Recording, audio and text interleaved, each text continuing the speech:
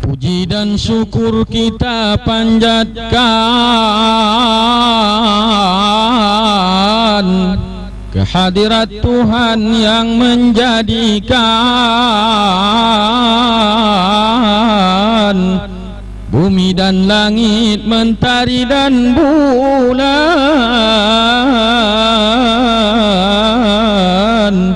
alam semesta dan juga insan. Salawat dan salam kita sembahkan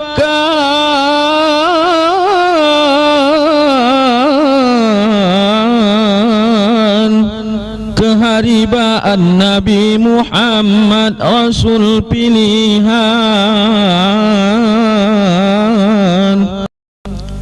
dunia akhirat jadi tauladan,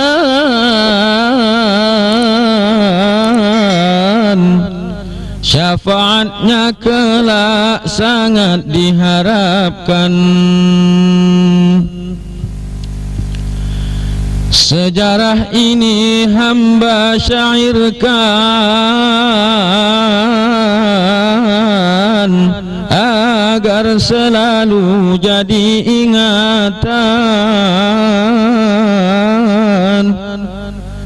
terhadap seorang hamba Allah yang budiman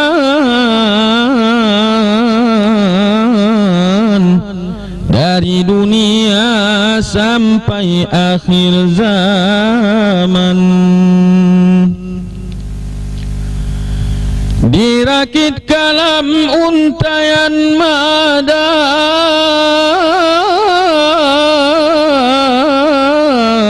riwayat negeri kampung halaman. Andaikan silap tersalah tingkah,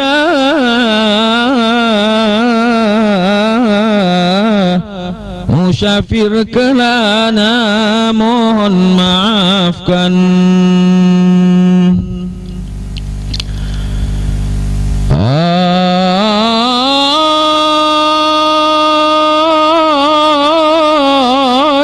Seorang putra Indonesia Allah zahirkan,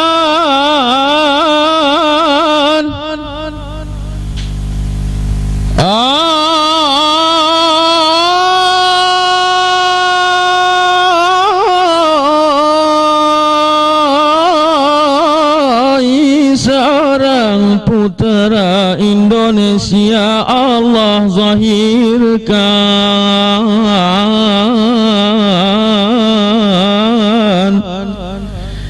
di danau Runda,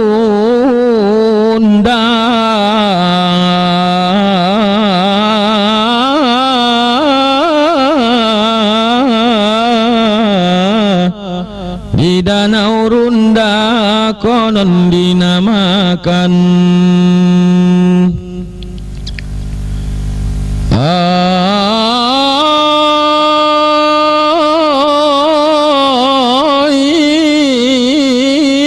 Binuang Sakti, tempat yang aman.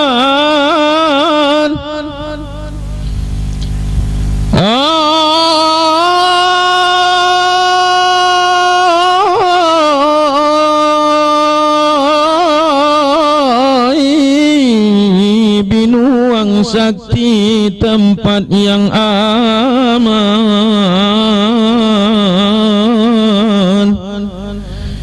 di negeri tinggi,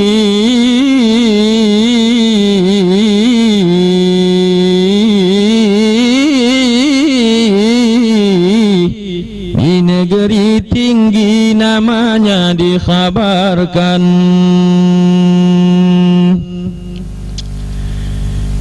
Kabupaten Bengkalis daerahnya,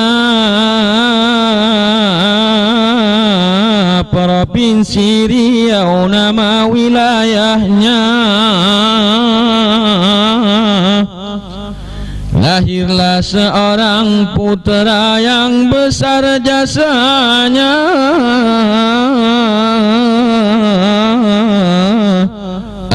Abul Qasim nama kecilnya. Setelah dewasa namanya Syekh Abdul Wahab Rakan.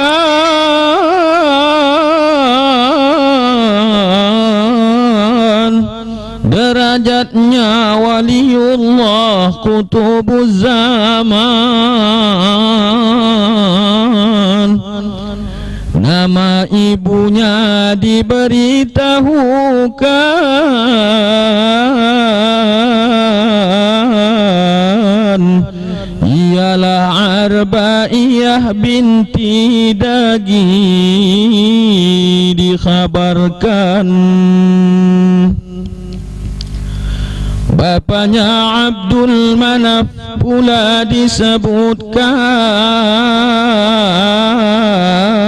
anak Muhammad Yasin yang sangat sopan, keturunan Maulana tuanku yang budiman,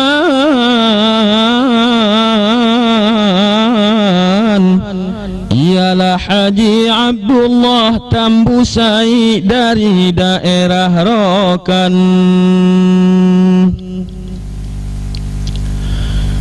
Sewaktu kecil diasuh oleh abangnya Muhammad Yunus, konon panggilannya, bersama pula dengan kakaknya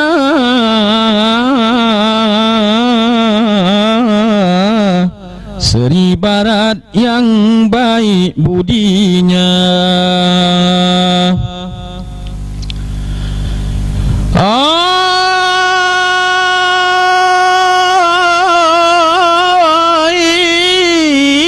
1.800 saudara,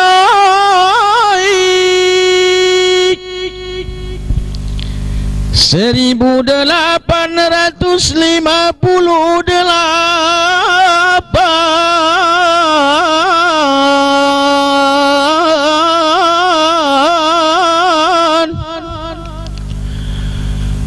mulailah ia dimusafirkan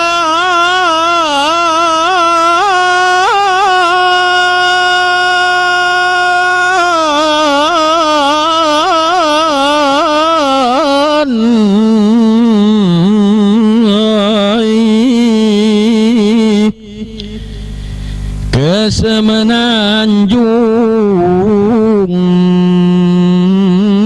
ke Semenanjung tanah Melayu, tempat tujuan, tempat tujuan.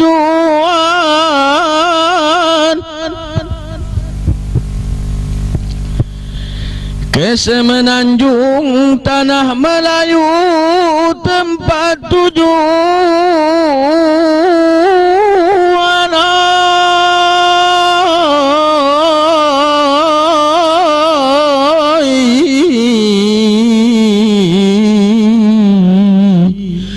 Untuk menambah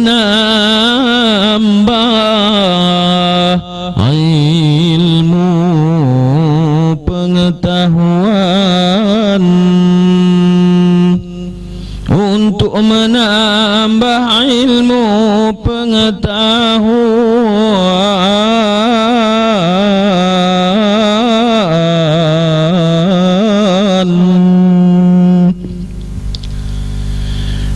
Selama 5 tahun menetap di sana, ia pun belajar dengan gigihnya, berniaga pun disambilkannya untuk mencukupi kebutuhannya. 1863 Masehi,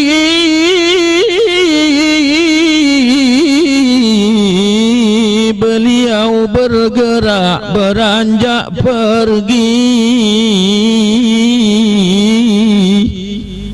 ke Makkatul Musyarrafah, tanah yang suci, untuk menunaikan ibadah haji. Setelah beberapa lama di Makkah, beliau pun bersuluk dengan tabah.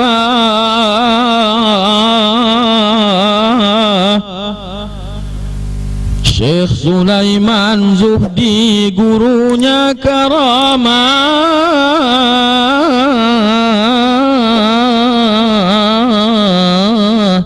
sampai bergelar dengan khalifah.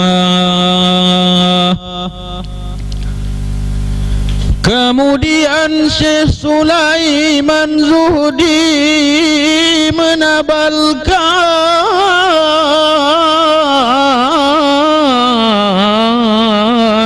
dengan nama Syekh Abdul Wahab Rakanjawi. Setelah itu guru pun menganjurkan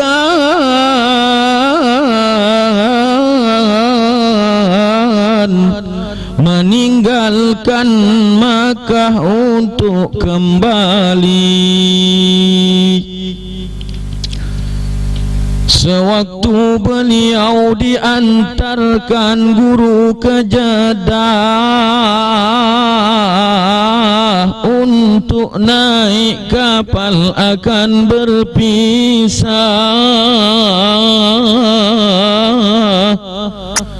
di saat itu gurunya menyerahkan wilayah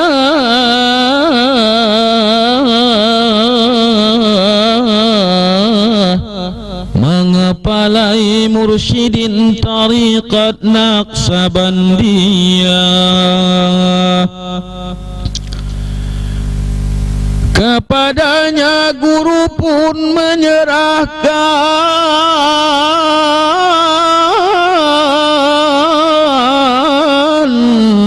di seluruh Asia, beliaulah yang menentukan menguasai tariqat Naqsabandiyah sekalian,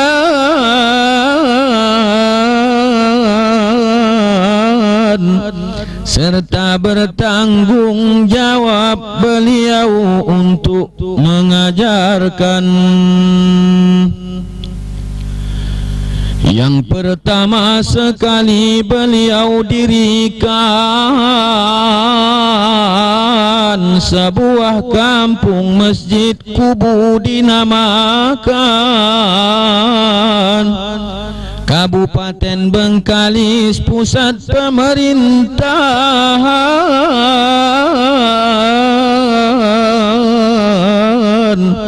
Untuk mengembangkan agama beliau utamakan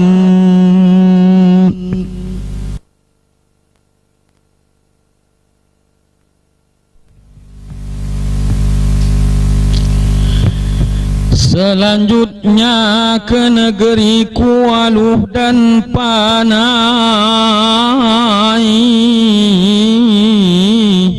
Bila kota Pinang beliau pun sampai, Bengkalis Semujung hingga ke Dumai, terbit darinya faqih khalifah yang pandai. Rambah Tambusai dan kota Intan,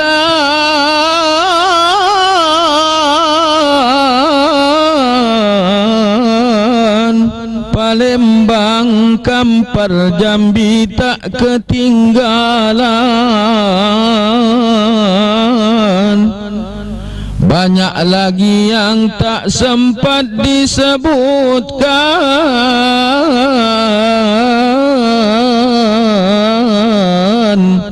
Begitulah cara beliau mengembangkan. Kemudian Syekh Sulaiman Zuhdi memerintahkan kepada Tuan Syekh Abdul Wahab Rakan dari Mekah, gurunya menyatakan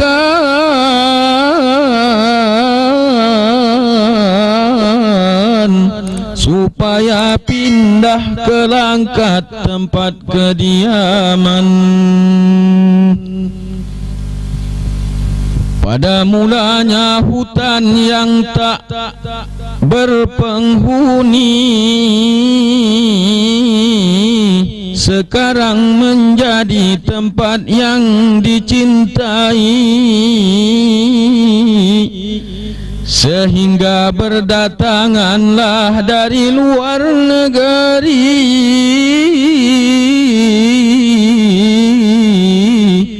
untuk melihat sambil menziarahi.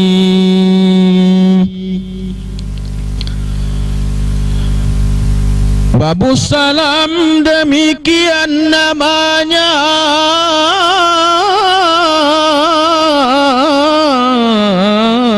dalam wilayah negeri Langkat. Harum namanya sepanjang masa,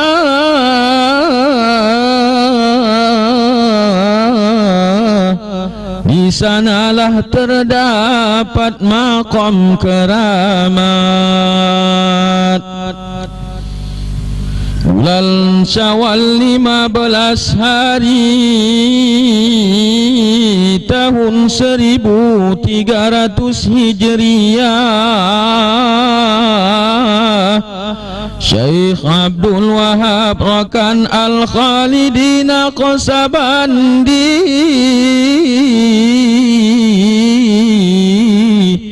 mendirikan Babus Salam bersama jamaah. Syekh Abdul Wahab Rakan seorang waliullah,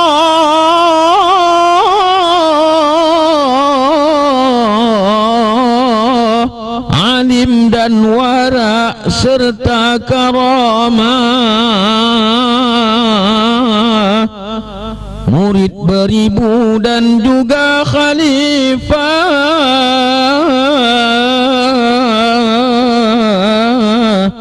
masyhur namanya sampai ke Makkah. Tuan Guru Bersilam itulah julukannya, Abul Qasim nama kecilnya. Syekh Abdul Wahab Rakan nama resminya.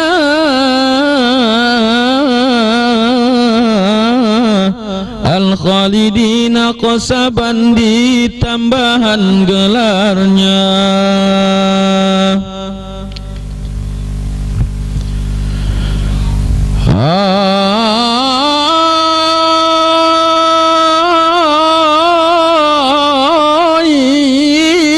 Tuan Guru mengajar siang dan malam.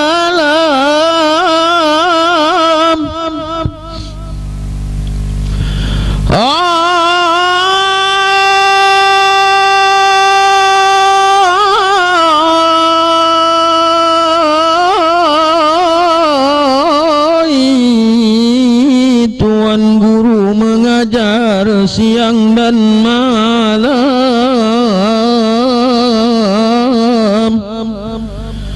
Tariqat Naqsabandi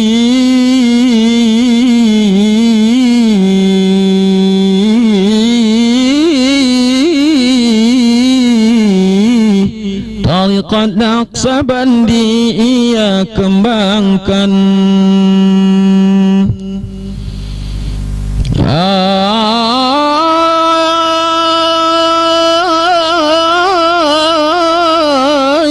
Suluk dan berkhalwat ia dirikan.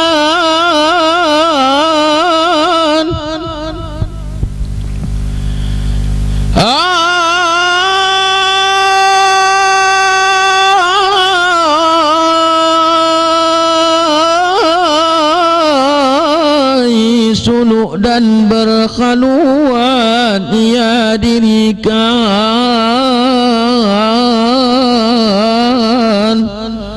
Banyak muridnya,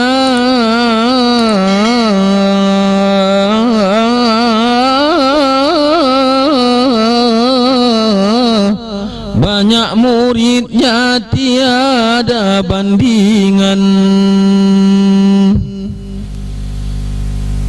Suatu kelebihan masyarakat bersilam, baju tub putih berjubah layang, serban melilit menambah tampan.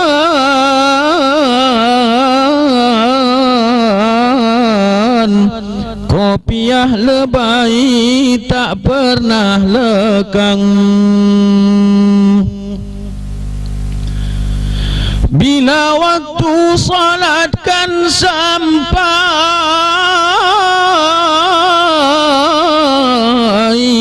dari menara kumandangkan munajat.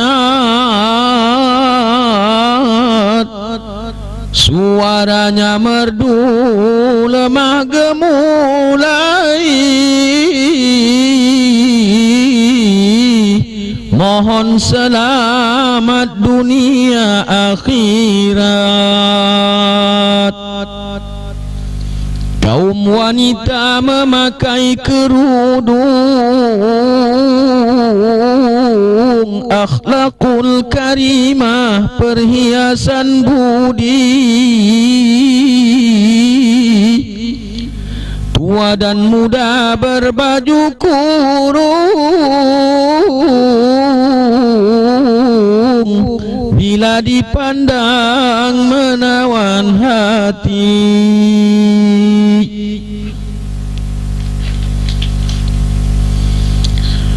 Wahai pemuda dan juga pemudi, hidupkan olehmu busana Islami. Jangan tergoda rayuan duniawi,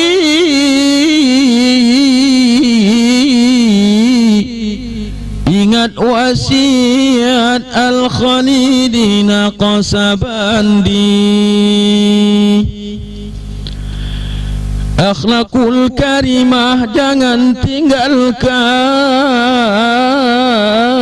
jati diri mukmin dan Islam. Walau badai bersambut topan,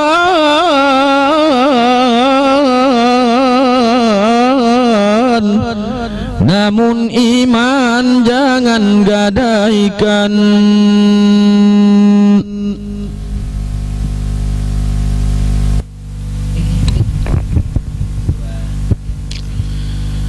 Syekh Abdul Wahab wali keramat,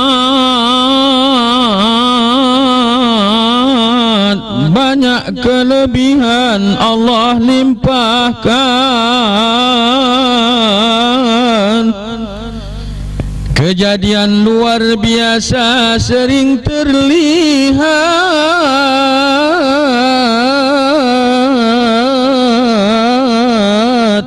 sulit dijangkau akal fikiran.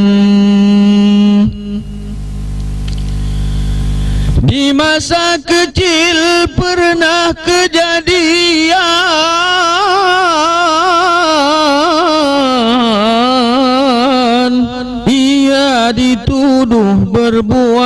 kesalahan, guru memberi ia hukuman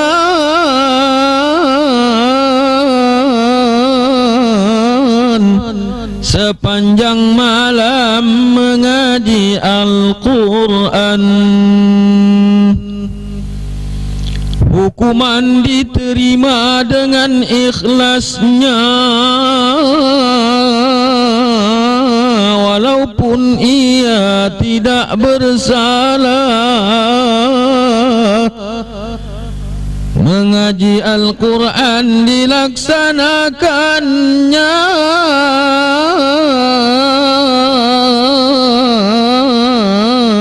nasib diserahkan kepada Allah.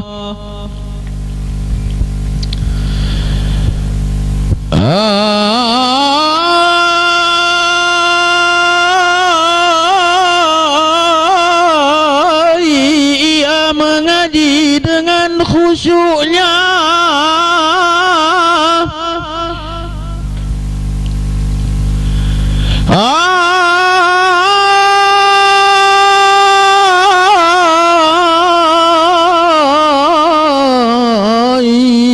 ia mengaji dengan khusyuknya sepanjang malam,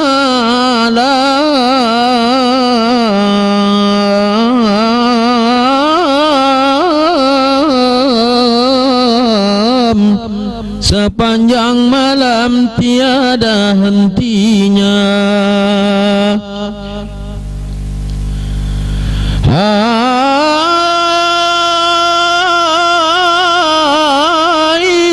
Walaupun demam yang dideritanya,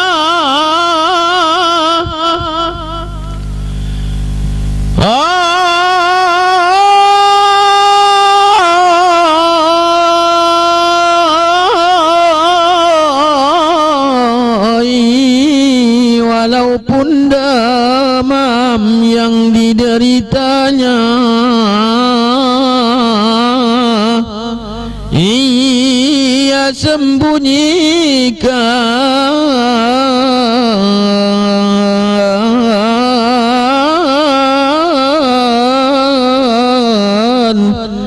ia sembunyikan kepada gurunya.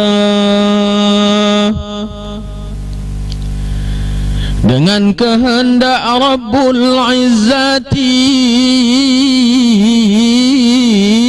peristiwa ajaib telah terjadi. Di tengah malam yang sunyi sepi,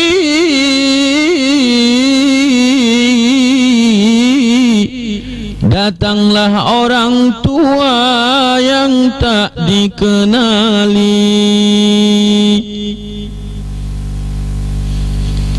Ditilik dari raut wajahnya,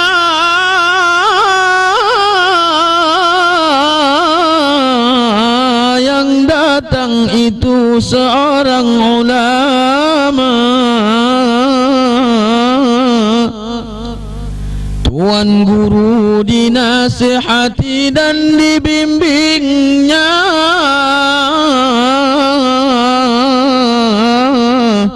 Kemudian tadarus mereka berdua.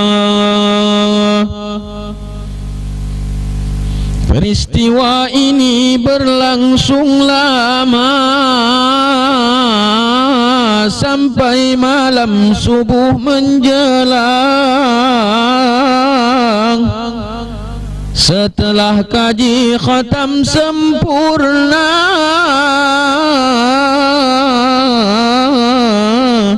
orang tua tersebut pergi menghilang.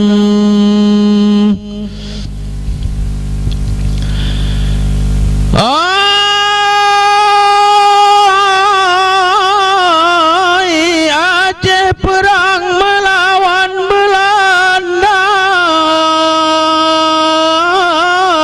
melawan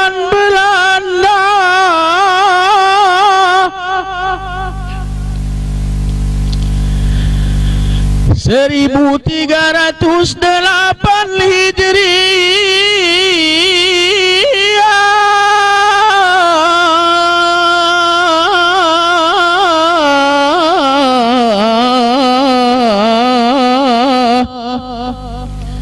Terlihatlah Tuan Guru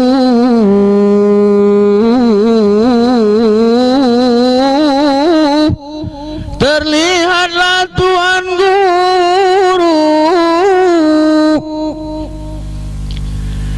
melayang di angkasa,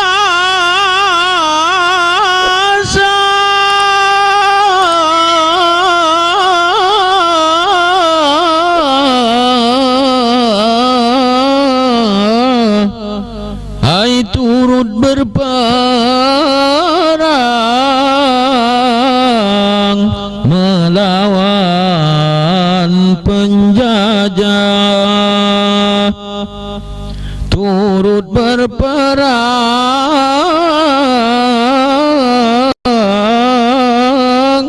melawan penjajah.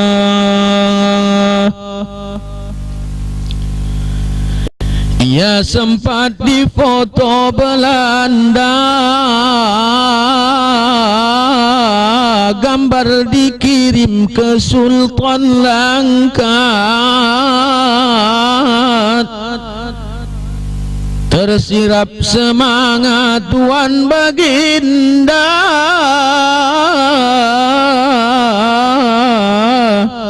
ternyata foto wali keramat.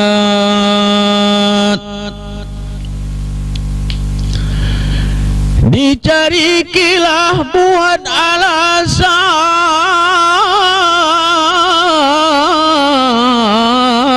untuk menangkis tuduhan Belanda.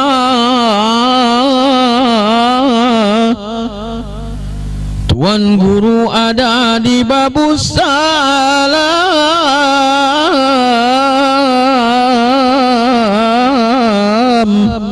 tak pernah keluar dari kampungnya.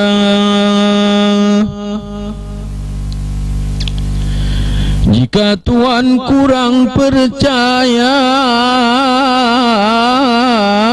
kirimlah utusan ke Babus Salam. Tuan Guru akan ada di sana.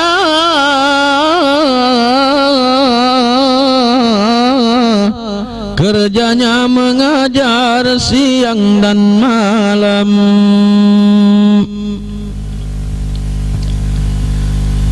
Suatu ketika tersebutlah kisah,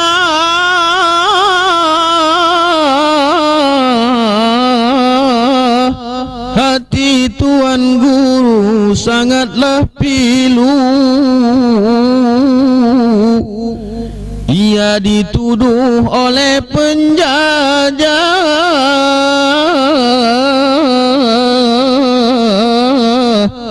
mencetak ringgit rupiah palsu. Dipanggilnya murid serta khalifah, anak kandung dan juga jamaah, memadu pakat serta musyawarah,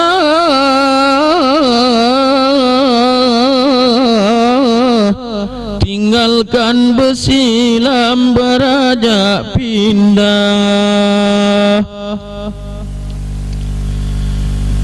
Batu Pahat kampung dituju,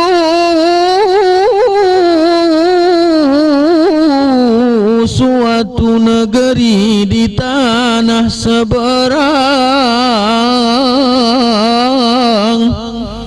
negeri yang aman sejak dahulu.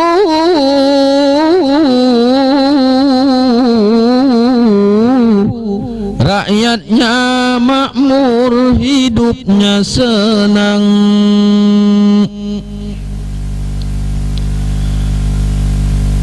3 tahun menjelang 4, Tuan Guru mukim di Batu Pahat,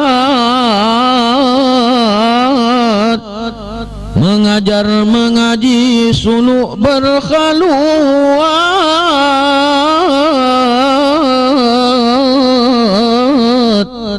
Masyhurlah negeri ke timur dan ke barat.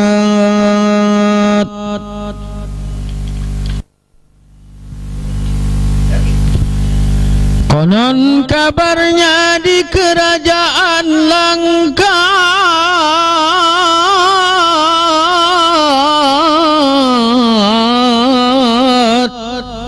peristiwa ajaib terjadi kembali. Sejak Tuan Guru di Batu Pahat,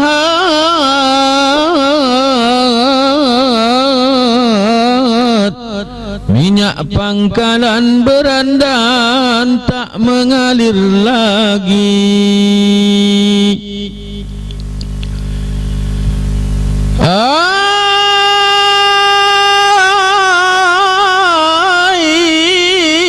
Ikan di laut turut menghilang,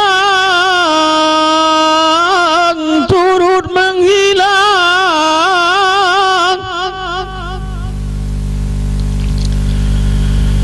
Kepah dan kerang semua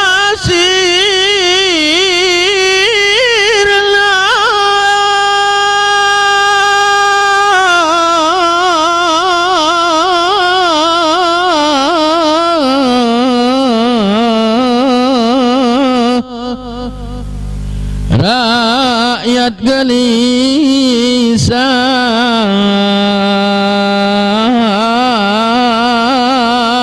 rakyat gelisah,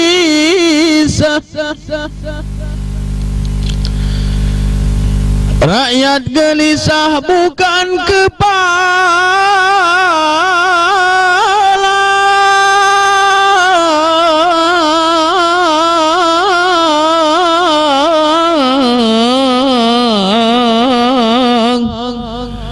hai Sultan Langkat Gundah Gulana, Sultan Langkat Gundah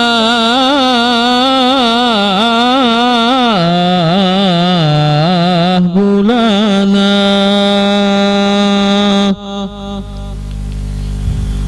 Sultan bermohon sepenuh hati, mengharapkan Tuan Guru pulang kembali. Setelah mufakat dengan teliti,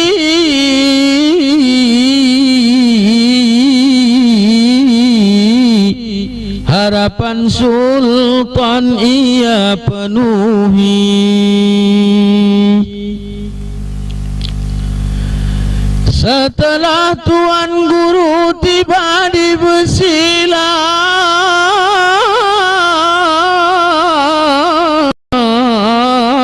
minyak berandan pun mengalir kencang.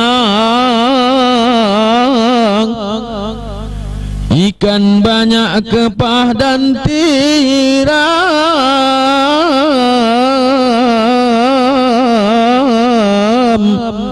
rakyatnya makmur, Sultan pun senang.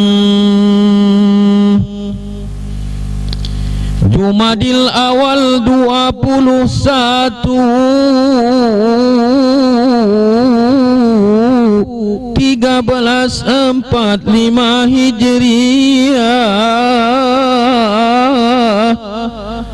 berkabunglah umat di kala itu.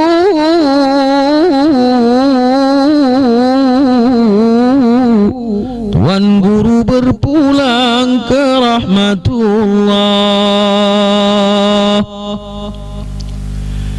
setiap tahun diperingati haul Tuan Guru, demikian istilah. Ribuan umat datang kunjungi,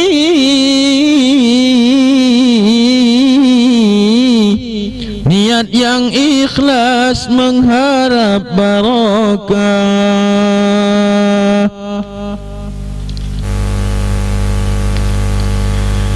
Ya Allah Tuhan yang akbar,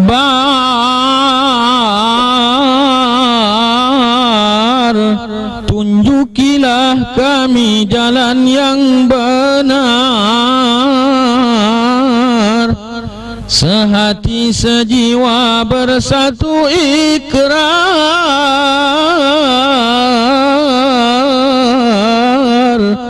kembalilah babus salam ke puncak tenar.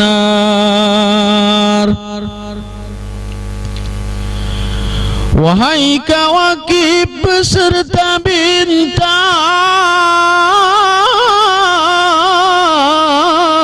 bersandinglah paduka di singgasana.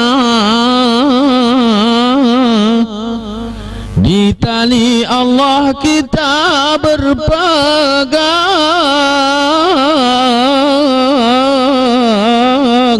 aral dan mara akan pupus sirna.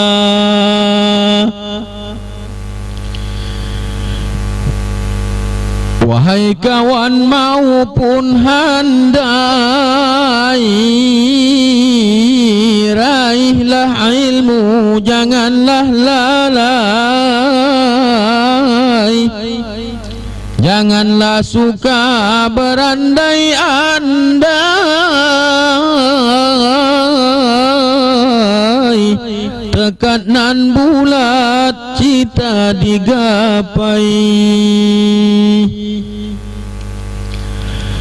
Pantai Cikini di waktu malam,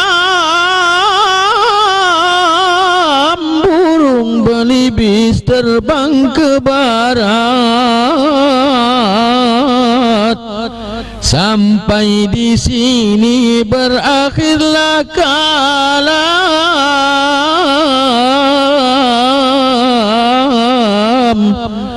Tinta pun habis, jari pun penat. Burung belibis terbang ke barat, pasang pedani berangsur surut. Tinta habis, jemari pun penat. Ditambah lagi malam pun larut. Tanam salak kerakap pindahkan,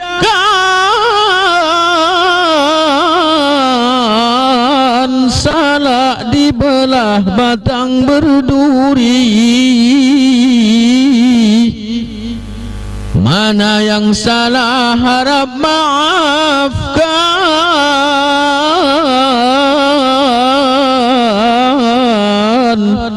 kepada Allah hamba menyerahkan diri.